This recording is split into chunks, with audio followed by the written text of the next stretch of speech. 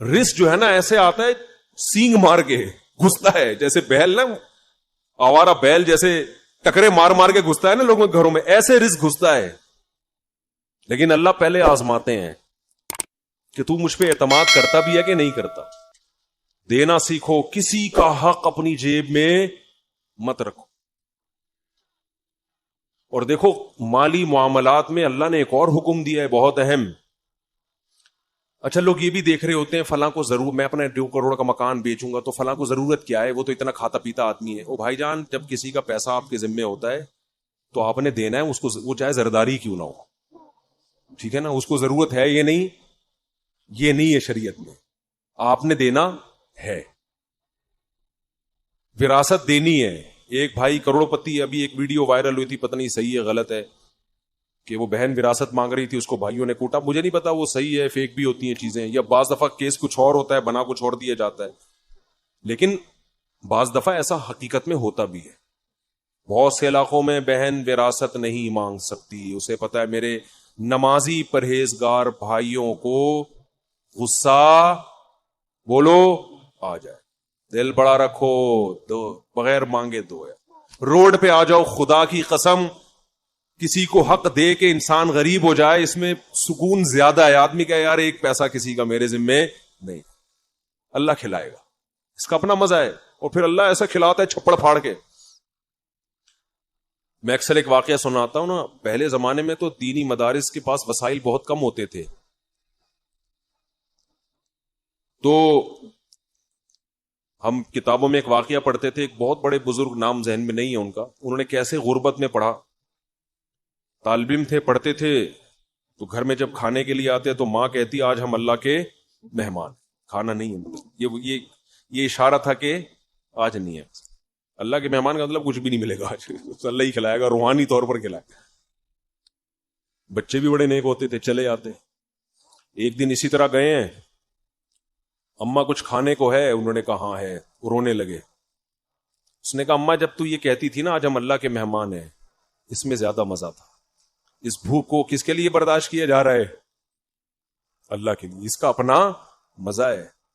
امام احمد ابن حنبل رحمہ اللہ تعالی, جو امام بخاری کے استاذ ہیں, وہ کہتے ہیں ایک آدمی شادی شدہ بچوں والا جب وہ غربت سے پریشان ہوتا ہے, اپنے بیوی بچوں کی طرف دیکھتا ہے اور اس کے پاس وسائل نہیں ہیں, اور اللہ کے سامنے گڑ گڑاتا ہے, اللہ کو اس شخص سے محبت اس عبادت گزار سے کئی گنا زیادہ ہوتی ہے جو ہر وقت مسجد میں بیٹھ کے اللہ اللہ کرتا ہے. سمجھتے نہیں ہو؟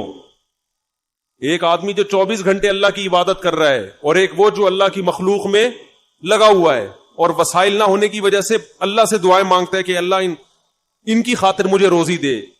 جس کی آل اولاد ہو وہ تو پریشانی میں پھرتا ہے نا. کنواروں کو کیا ہے, ان کو تو گٹکے کے پیسے چاہیے بس. جو بال بچے والے لوگ ہیں ان کو ٹینشن ہوتی ہے نا, ان کو کھلانا ہے پلانا ہے.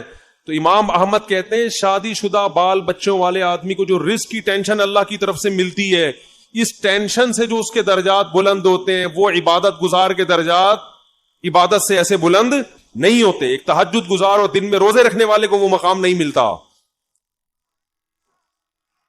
تو اللہ پہ اعتماد, اللہ پہ توکل, اللہ کے لیے ٹینشن اٹھانا, یہ بہت بڑی عبادت ہے. یہ عبادت کیوں ہے کہ اس ٹینشن میں بھی اس کے قدم حرام کی طرف نہیں جا. نہ یہ نسل روک رہا ہے, نسل روکنا بھی جائز نہیں ہے غربت کے خوف سے کہ کھلاؤں گا کہاں سے. اس میں اللہ پہ توکل واجب ہے کہ جس اللہ نے مجھے کھلایا ان کو بھی کھلائے گا. کسی کو کم دے گا, کسی کو زیادہ دے گا, کوئی بات نہیں, اللہ کا نظام ہے. یبسط الرزق لمن یشاء ویقدر, جس کے لیے چاہتا ہے رزق کشادہ, جس کو چاہتا ہے تنگ کر دیتا ہے. جس کے کشادہ کر دیا شکر ادا کرے, تنگ کر دیا صبر کرے. بھائی اللہ کے ہاتھ میں ہے. اس بیس پہ نسل روکنے کی اجازت نہیں ہے آپ کو کہ پیسے نہیں ہے تو بچے کیسے پالوں گا میں. لبرل لوگوں کے اصول کچھ اور ہیں زندگی گزارنے کے, اسلام کے اصول کچھ اور ہیں. اور ایک دفعہ اسلام کے اصولوں پہ آ جاؤ, نقد فائدہ ملے گا, دل کا سکون, اطمینان, غربت میں بھی سکون, شکر کی توفیق ملے گی. ہم نے اپنے بزرگوں کو دیکھا ہے انتہائی غربت میں ان کے چہروں پہ ایسے خوشی جیسے ارب پتی ہوں. یہ وہ کہتے ہیں اللہ نے تو ہمیں ہماری ضرورتوں سے کروڑا گنا زیادہ دے دیا. کہتے ہیں ہمیں تو ضرورت ہے 2 وقت کی روٹی کی, لیکن اللہ 3 ٹائم کھلاتا ہے. ہمیں تو ضرورت ہے بس ایک چھپڑا مل جائے سر چھپانے کو, لیکن اللہ نے پورا گھر وہ یہی سوچ سوچ کے خوش ہوتے رہتے ہیں. اور ہمارے یہاں کیا ٹینشن چل رہی ہے یار, 20-50 سال کا ہو گیا اب تک اپنا گھر نہیں بنا سکا میں, اب کیا کرے گا بنا کے؟ بھائی تھوڑا سا ٹائم رہ گیا, نکل لے, پتلی گلی آنے والی ہے, پتلی گلی آنے والی ہے جس سے فرشتے چوہے نکالیں گے. نکل, 50 سال کے بعد کیا بنانا ہے یار. ہاں بچوں کے لیے آدمی کوئی پراپرٹی لے لیتا ہے, مر گیا, اگر اللہ نے بہت وسائل دیے ہیں, چلو حدیث میں آتا ہے کہ ان کو ایسے لاوارث مت چھوڑ, اگر اللہ نے وسائل دیے نہیں دیے تو بولو یار ہم بھی تو کسی کے بچے تھے, جب ہم پل گئے تو یہ بھی پل جائیں گے. ٹینشن تو لینی نہیں ہے نا بھائی.